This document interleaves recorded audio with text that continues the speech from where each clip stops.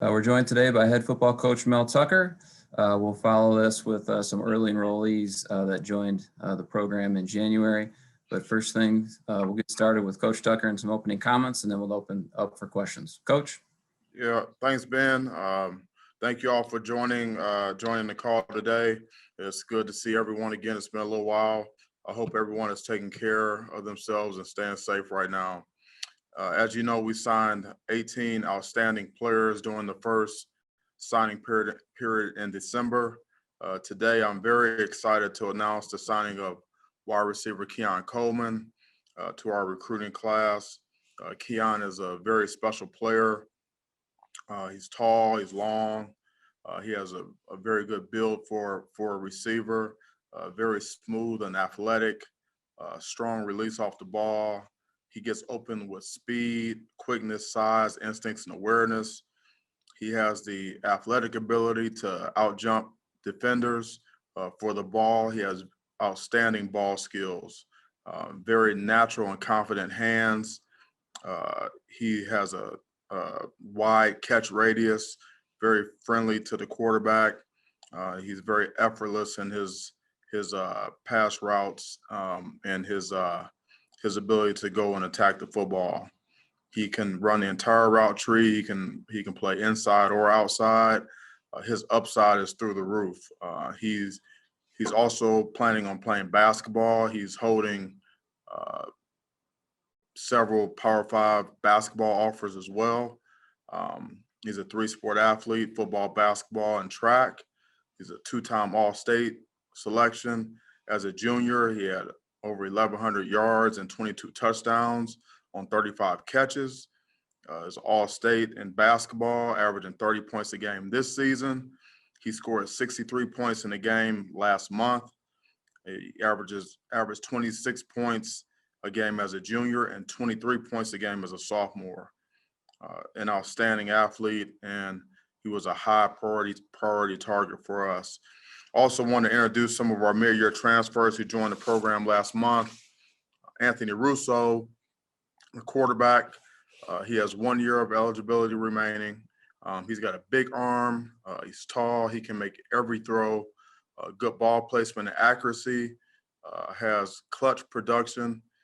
He's confident in the pocket, has very good pocket awareness and instincts, and has all the traits to be an NFL quarterback. Started 26 games at Temple and set the record for most completions at Temple. Kenneth Walker, running back, he has 3 years remaining. Wake Forest, good size running back, has a very good build. He's already been very impressive in the weight room and is on his way to set some records there, walking in the door. Good bulk. He has good contact strength. He plays with a low center of gravity. He doesn't go down on first contact. Extremely patient runner that has good vision and instincts. He attacks the line of scrimmage and shows burst through the hole. He shows acceleration when he gets to the second level, and he really fights for extra yards to finish runs. He also has value in the pass game and is a reliable receiving threat. Jared Horst, O-line, he has at least 2 years remaining.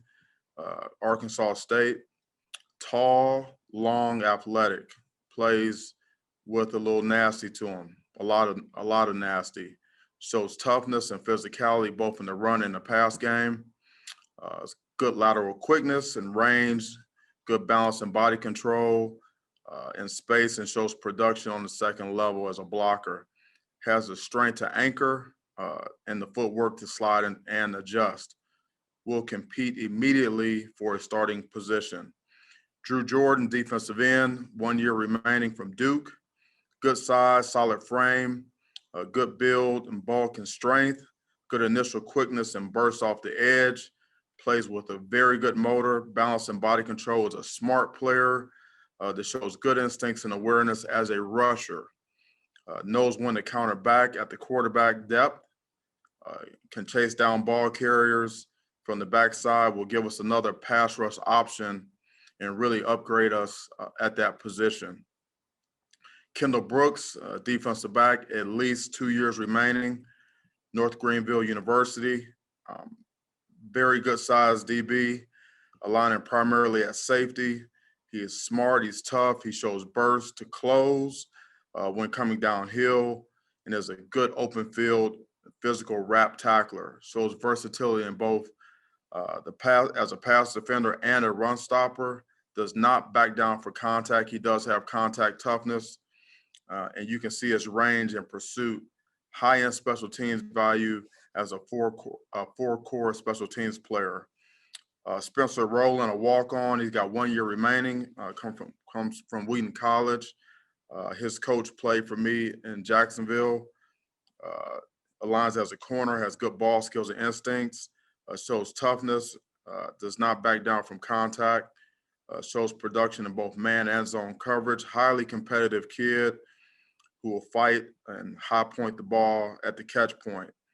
Shows aggressiveness and press coverage and press man coverage, and has the speed to recover. Good awareness and instincts, and knows spacing as a zone defender, which is important. Shows burst out of his breaks, and can physically wrap up and make space tackles. Again, he was coached by Pete Ernesagen, Petey Ice, who I coached in Jacksonville, and Spencer's actually going to be in med school here. Also, in regards to our staff, last week I made some announcements. I promoted Cap, Coach Chris Kapilovic, to the assistant head coach, which he deserves. He's a very reliable, influential on the staff, and I trust him on and off the field. He does a lot for us here. And Travaris Tillman as the cornerbacks coach. I've known T from our time at Georgia. He was with me for 3 years there. Played at Georgia Tech. Played I think 7 years in the NFL. Played for Coach Saban. Knows the language. Knows the technique. Was with me at Colorado. Is going to continue to do a great job here. His focus will be the corners. Also named Coach Barnett, the secondary coach, and his title was corners last season. In addition to our on the field staff, we also welcome Amber Reinstein to East Lansing. She's our head football dietitian. She works with football only. I want to go back to Harlan. You know, I really believe in having the defensive backs meet together as much as possible. It's very similar to the offensive line. I've never really been comfortable in a situation where the corners and the safeties met in separate rooms all the time. And so, but there are times when it makes sense for them to split up in the classroom. You know, obviously in practice and in the drill work, they have to split up. So when all the defensive backs are together, Harlan will run the show.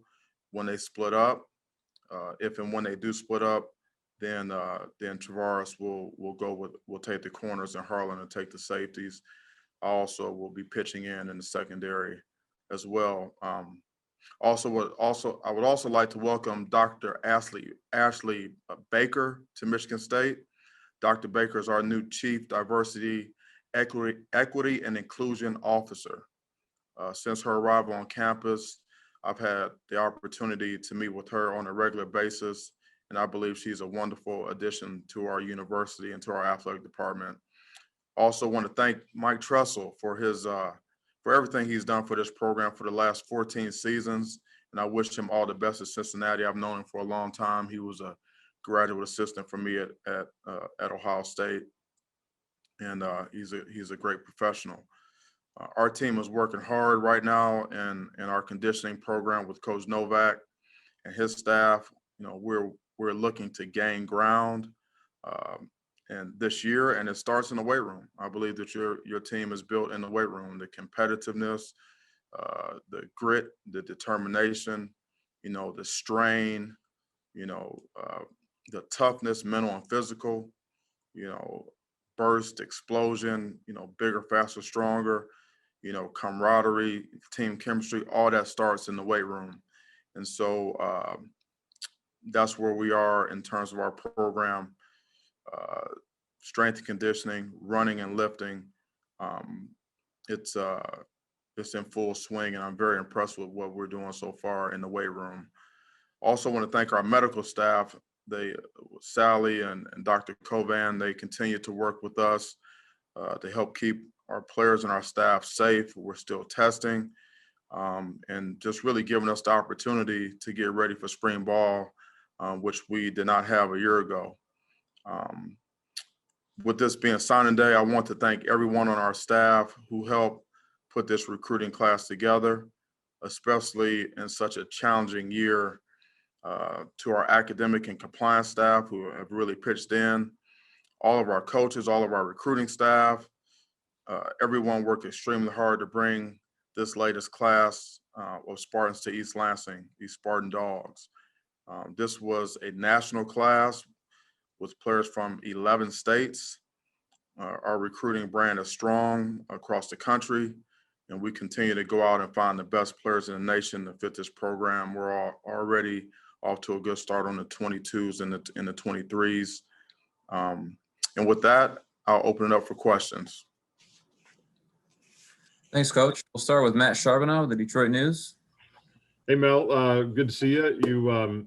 You always talk about recruiting never stops. And I think today is kind of an interesting example. I'm not sure how much you can talk about guys that didn't end up here, but when you have a day where you're thinking it's going to go one way, ends up another way, is that just kind of life in recruiting? And at what point did you realize you had a good shot at Keon, and when did you know that was going to happen? Yeah, I'm usually never really surprised in recruiting. Usually you know who you're going to get and who you're not going to get ahead of time, because we're in constant communication with the players and with the coaches. But obviously we're not allowed to make comments about players and unless they're signed until they're signed. We've never gotten off of Keon. Even when he committed to Kansas, we wished him well, but asked him if it was okay for us to continue to recruit him. He said that it was, and we stayed in constant communication, and it was a relentless effort to continue to put our best foot forward and continue to recruit him. And at the end of the day, he felt like this was the best place for him. How much did Tom and his staff help out in that? Or, obviously being a two-sport player, how much were they involved? Tom was very instrumental. He's very instrumental, and we have a history of two-sport athletes. We have a history of football players also playing basketball, so that really helped. Thanks, Mel. Yeah, thank you. Our next question is from Matt Wenzel with MLive. Hey, Mel, real quick, do you expect to add any more recruits to the 2021 signing class, or do you think you guys are pretty much set right now? Yeah, we still have more initials available to us, so we're going to look to add some players to start here in June out of the portal. Ideally, we'll get them in June, but we'll be adding players all the way up until we start fall camp. And so we're not done. We're not even close to being done. We got a lot of work to do still with this class. And just kind of a quick roster type question. I mean, you said recently Matt Allen will be back for another year. We saw social media posts from Matt Coughlin, Drew Beasley, and Jacob Panasuk indicating the same. Those three all planning on coming back? Yeah, absolutely. And then that's the plan. And then a half dozen others: AJR Curry, Jordan Reed, Larice Nelson, Trey Person, Luke Campbell, Matt Dotson. Any of those six guys you think are going to come back for another year? Yeah, we're going to see what's going to happen with Luke. I would love to have him back. Dotson is back with us. For sure, those guys. Who else did you have on the list? Our Curry and Reed.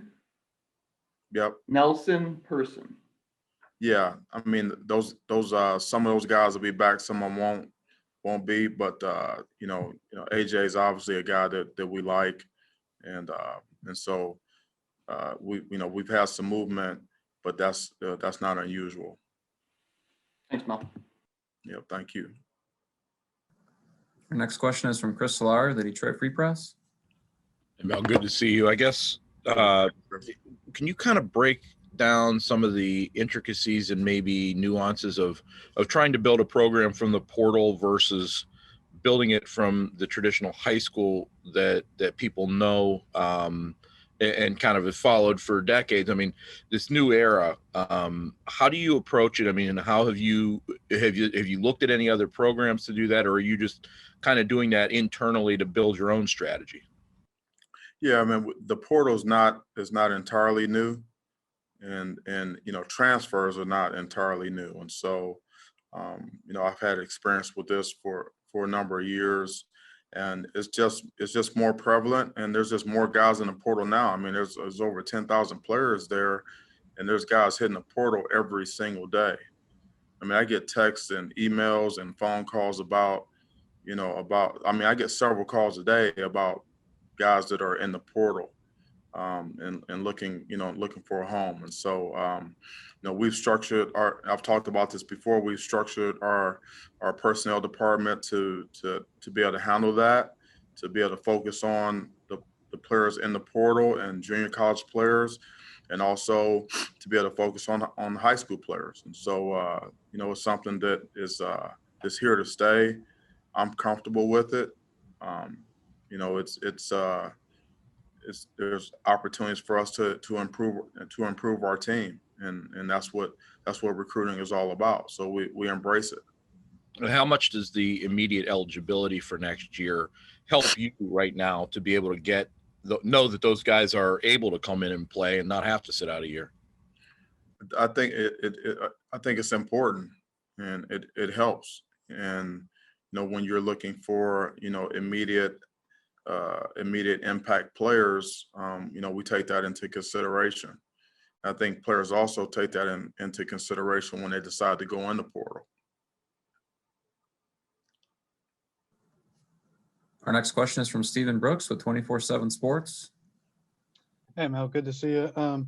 Just curious with Keon, how do you see the two-sport system working out in practice? Have you ever coached a guy that's done that? I know Tom has in the past. Maybe he has some plans that can sort of be, dusted off, I guess. Just how do you see that working out? Obviously with some overlap there in the seasons and all that. Yeah, I'm sure, it's just all about communication. I mean, I was here when Lorenzo Guest played football and basketball here. And so he's going to be a great resource for Keon. When I've had players when I was at Alabama and when I was at Georgia who played football and ran track. And we were able to work that out. Most notably, Miko Hardman, the kid that I recruited to Georgia, who's going to be playing in the Super Bowl. His second one was, played football, and he also ran track. And we got Adam Burkhorst on our team now, who plays football and also plays baseball. And so it's all about communication, getting out the calendar, mapping things out, and the key is to make sure that the player never gets caught in the middle. We want to make sure that the student athlete doesn't feel conflicted. So we have to, our programs have to work together and as a team and do what's best for the student athlete. And so I'm really excited about it. I think it's going to be great. And if I could, going back to Travares as well, just as you evaluate your options for that spot, what was it about him that rose him to the top? And on today, I guess it's relevant. What do you see in him as a recruiter, as potential there? Yeah, I've known him for, he's been with me for 5 years, and so 3 years at Georgia, he's coached in some big games. He knows me. He understands recruiting. He's got a lot of experience at the highest level. Again, he played at Georgia Tech, was a great player. Played in the NFL for, I believe, seven seasons for a couple of different teams. And so he's got a wealth of knowledge. He understands technique and fundamentals. He's from the state of Georgia. He has excellent recruiting ties in the South.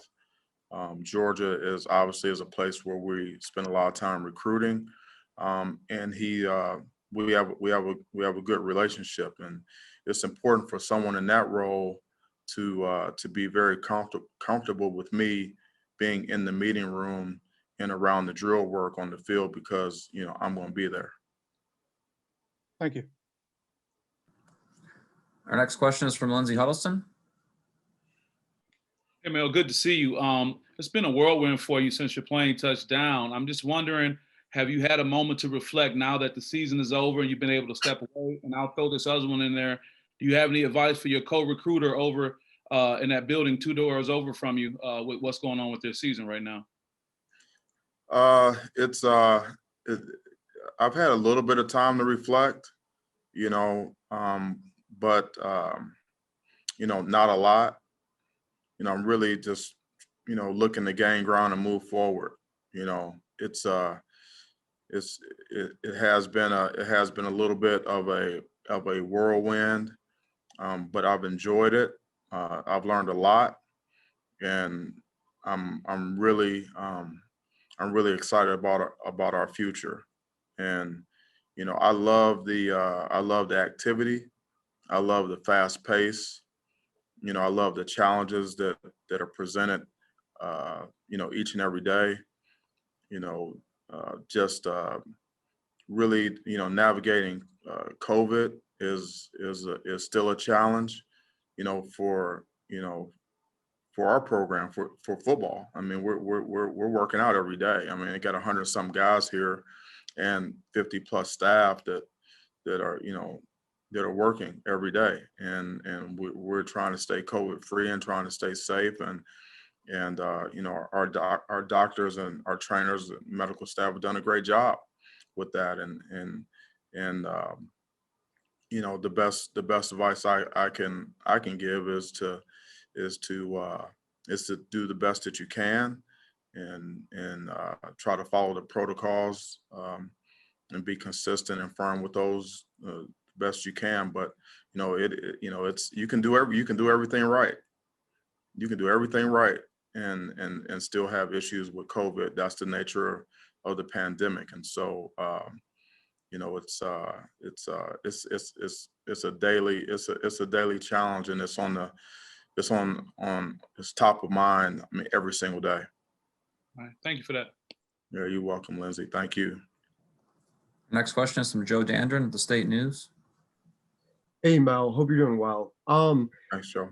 So you've got a guy like Anthony Russo, who, 30 plus starts at Temple, and then you've got a new guy like Hamp Fay coming in. I guess between the two of them both playing the quarterback position, has anything surprised you about either of them, as they both have been part of that early enrollee group? And I guess, has anything really stuck out with Russo, because he's got quite a bit of experience coming in? Yeah, no surprises.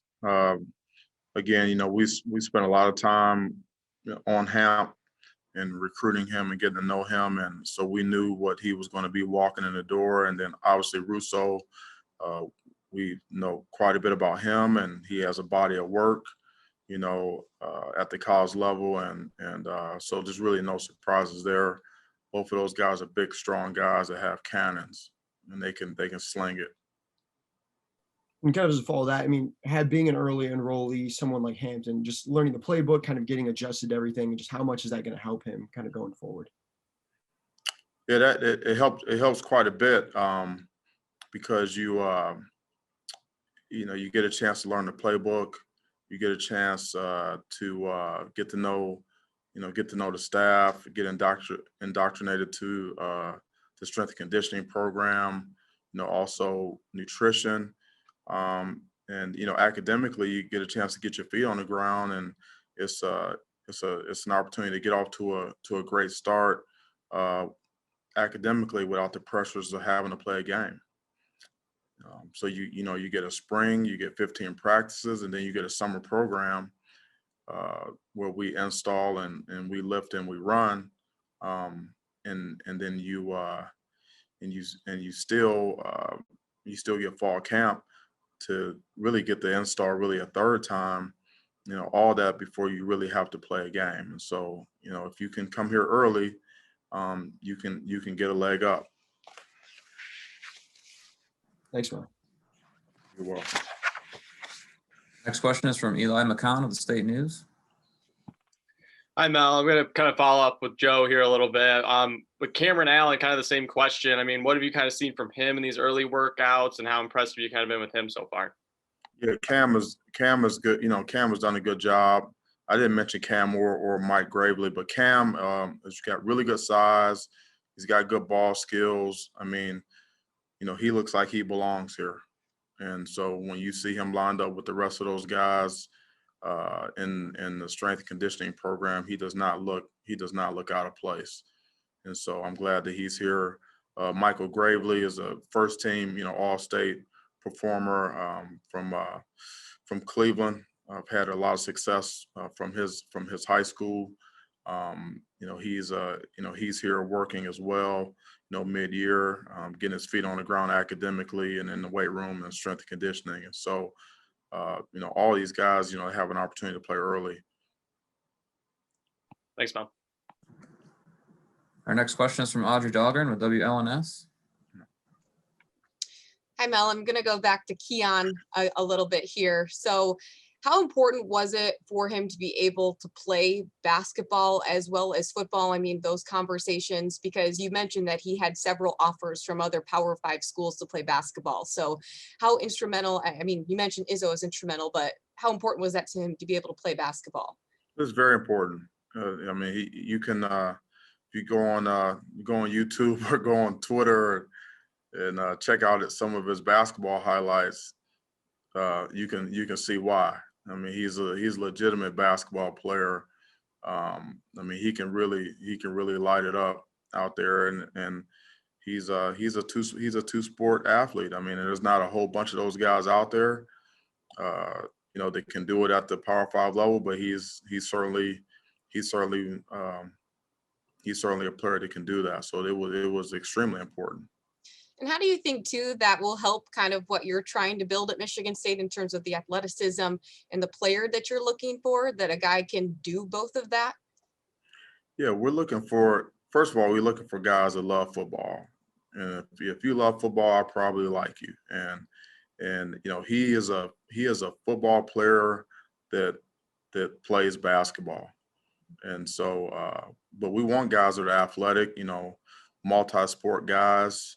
I just think that it helps. I love guys that play multiple sports. And if you can play two sports at the Power 5 level, you're a heck of an athlete. And those are the type of guys that we're looking for. I was just talking to Coach Cap yesterday. We were looking at a player, and he said, "Oh, and he's a wrestler." I said, "Cap, I've never struck out on a wrestler that's a football player ever, whether it was a recruiting or in the draft." And so that was, to me, that was a factor that made me want this player even more, because he was a wrestler as well. And then I have one quick a different one if I can, but it is Black History Month, and we are working on a special with Maya Washington's documentary that she put together about Duffy Doherty and his integration strategies. How important is that for college football and what it means, the landscape these days, that what Duffy was able to do? Yeah, I think it's important. I mean, if you go back and you look, it's all about opportunity, providing opportunities, and at that point in time, it takes a lot of courage and intestinal fortitude to do that, and to maybe go against the grain and do something that's uncommon. And so and those players and those coaches have really paved the way for in a lot of ways for where we are here today. And so I'm grateful for that. It's a very very important part of the MSU history. Thank you. Yeah, you're welcome. Our next question is from Jim Comparoni with Spartan Magazine.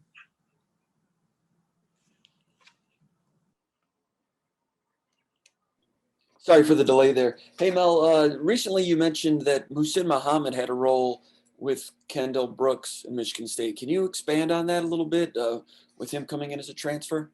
Yeah, he does. He has some ties with him, and obviously, you know, we our staff has connections all over the country. You know, and that's important in recruiting, to be able to use the contacts that you have to make sure that you get the information that you need on players, and we cast a very broad net, all over the country, to make sure that we can get the best fit for our players. The question was asked previously about, the portal and transfers, and how does that, how does that work in recruiting and putting together a team? And I want to emphasize this. There's one thing to collect players. It's another thing to build a football team. We're not just in the business of just collecting guys. And so we're looking for players that are a good fit for us, whether they're high school players or they're transfers from 4-year guys or JUCO guys. Every good player is not a fit for us. And first and foremost, I want them to love. They need to love football, and they need to want to be here. Obviously, we're going to recruit them, and we're going to put our best foot forward. Show them everything that we have to offer. At the end of the day, that student athlete, he's got to want to be here. He's got to want to be a part of our culture and what we're building here.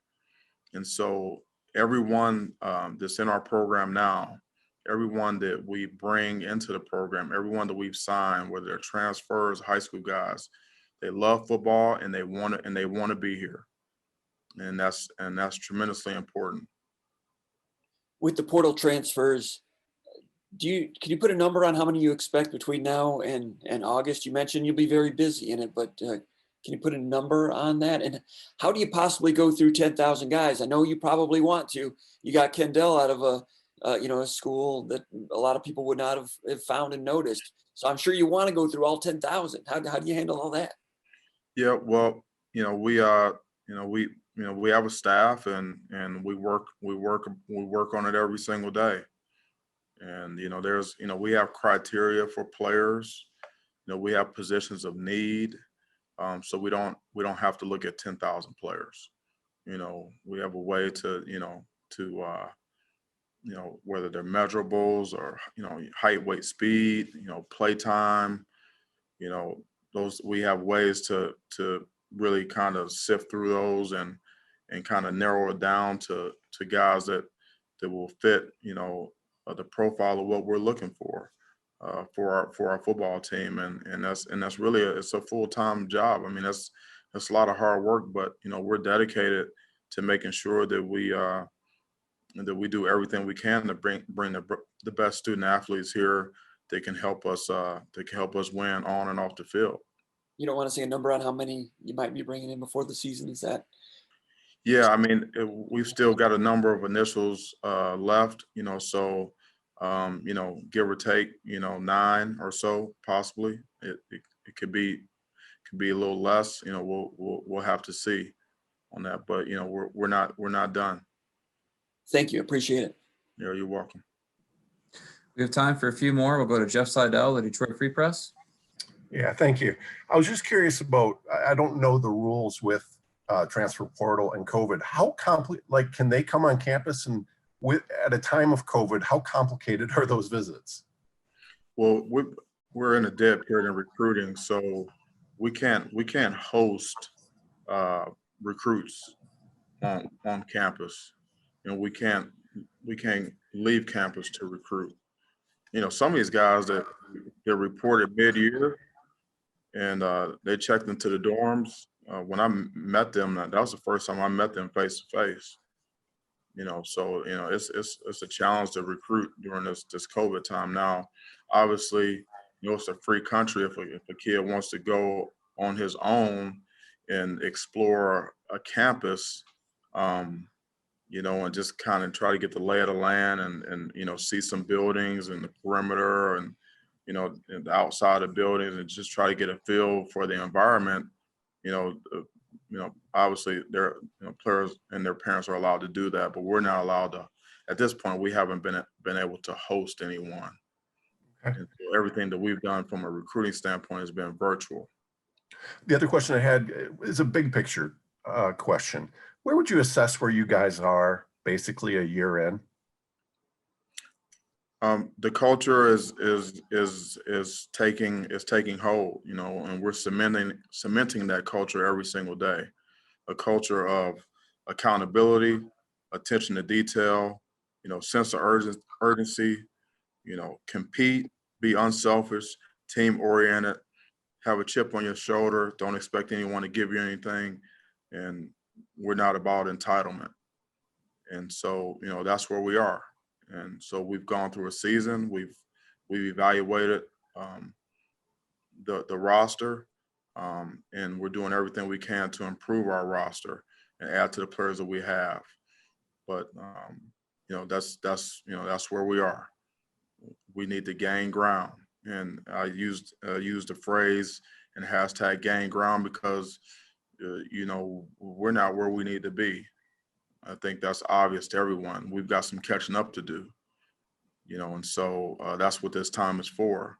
Scheme evaluation, offense, defense, and special teams is ongoing, as we speak. And then recruiting never stops. We need to get bigger and faster and stronger in the weight room. Our nutrition needs to ramp up, and we're doing that. And we're in the process of building our football team, but it starts with culture, and that's something that we hammer every single day. And we've made tremendous progress since last February, but there's still a lot of ground to gain. We got a lot of work to do. Cool, thank you. Yep, you're welcome. We have time for a couple more. We'll go to Matt Wenzel with them live. And you kind of briefly touched on this a minute ago and talking about meeting some of these guys for the first time. How you've been doing this for a long time. How odd is it to recruit these guys and all of a sudden they're just there? It goes from Zoom to you're on campus and they're enrolled in classes. And does that require maybe a little extra having, whether it's you or other guys, kind of helping these guys get settled into, for some of these people, campus they've never even been to before? Yeah, I mean it's somewhat new. I mean it happens. It's happened in the past. Occasionally, you have some international players. Sometimes it happens with those guys. You get some of the specialists, the kickers and the punters. Sometimes they come. Some of the Aussies, they come and maybe it's communication on WhatsApp and maybe some texts and some phone calls, but you really don't see them until they hit campus. So there's just more of that. But onboarding these guys is very important. And so with Darian Harris and all of our departments, recruiting, academics, that first day that they get here, checking into the housing and getting the IDs and campus tours, making sure they know where their resources are. The onboarding process is critically important because you need to get off to a good start, especially academically. And so, with our academic support center, our strength and conditioning coaches, Darren Harris with his crew, our recruiting staff and our coaches, we've really just tried to make sure that these guys get off to a good start, and so they can hit the ground running. And so, so far so good. And quick follow, obviously your schedule has been set for quite some time, but as we saw this year, things can change pretty quickly. I believe the Michigan game, obviously going there 2 years in a row, Indiana coming to you guys 2 years in a row. The Big Ten previously said they wouldn't obviously make opponents play 3 years in a row in one location. When do you anticipate a schedule being finalized, or have you got word from the Big Ten on that? Yeah, I'm not sure on the exact date. It's not something that I'm really concerned about. The schedule is going to be the schedule. You know, we'll do advanced scouting reports on the teams that we're going to play, and then whether it's home or away or whoever it is, you know, we're going to play the schedule and we're going to get after it. So, you know, it's whenever it hits, and then we'll be ready to go from there. Thanks, Mel. Yeah. We have time for two more. We'll go to Chris Solari, the Detroit Free Press, and wrap it up with Matt Charbonneau. Chris? Kind of a two-part deal coming off of what Matt said. With the schedule for the spring, kind of, I guess, where do you go from the off-season conditioning, out-of-season conditioning to actually transitioning into getting a spring practice? When's that transition made? Yeah, we're going to have 8 weeks of strength and conditioning, and then that'll lead us right into spring ball. We'll have 15 spring practices. Hopefully a spring game will be practice 15, and then we'll go into our summer program. Do you, with that, do you anticipate getting back to the testing regimen you guys were doing this fall, or will that be a separate situation from how that was? I'm not sure if the Big Ten testing will be involved in our spring practices, but we're currently testing now. Outside of that, the Big Ten testing that we were engaged in during the season. And as the final part of it, in hindsight, looking back, how much did COVID affect you guys in terms of the big picture of the team throughout the course of the season? And do you feel like it was the right decision to go ahead and play in the fall? Yeah, we found out a lot about our team, and COVID was a challenge for all of us, and so you know, we were very fortunate to be able to practice and to play. I said that every single week during the season, because you know, we wanted to coach and we wanted to play, and we were able to get that done, and we were able to do that in a safe manner. And so, from my point of view, it was a very productive, and we got a lot out of it. Final question will go to Matt Charbonneau, the Detroit News. Yeah, Mel, I wanted to ask you real quick about running backs. Obviously, you have one in this class. You brought one in as a transfer, another one potentially. We haven't seen a lot of movement in the portal of guys going out. That's going to be a crowded room at this point. How important is this time right now into spring practice and that room and that position kind of sorting itself out? Yeah, well, we want to be able to run the football, and we got to have backs, you know, and we need to have competition at positions, you know, and that's what we're going to have at the running back spot. Again, you know, we don't have a sense of entitlement.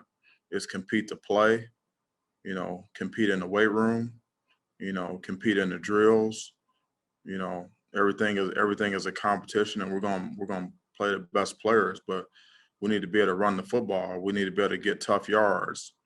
You know, we need to be able to be physical. You know, we need to be able to pick up the blitz. You know, and you know, we need backs. You know, and we need a stable of backs. And so, and the goal is, you know, is your practices, you know, are harder than your games. And so, you know, the more guys that we can get in here that can compete at a high level, the more competitive our practices are going to be. And we practice a lot more than we play, and that's how you get good.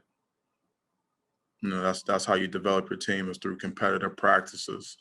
And so, you know, their running back room, you know, obviously is, you know, it's going to be crowded, but pretty much every position that we have every room is going to be crowded.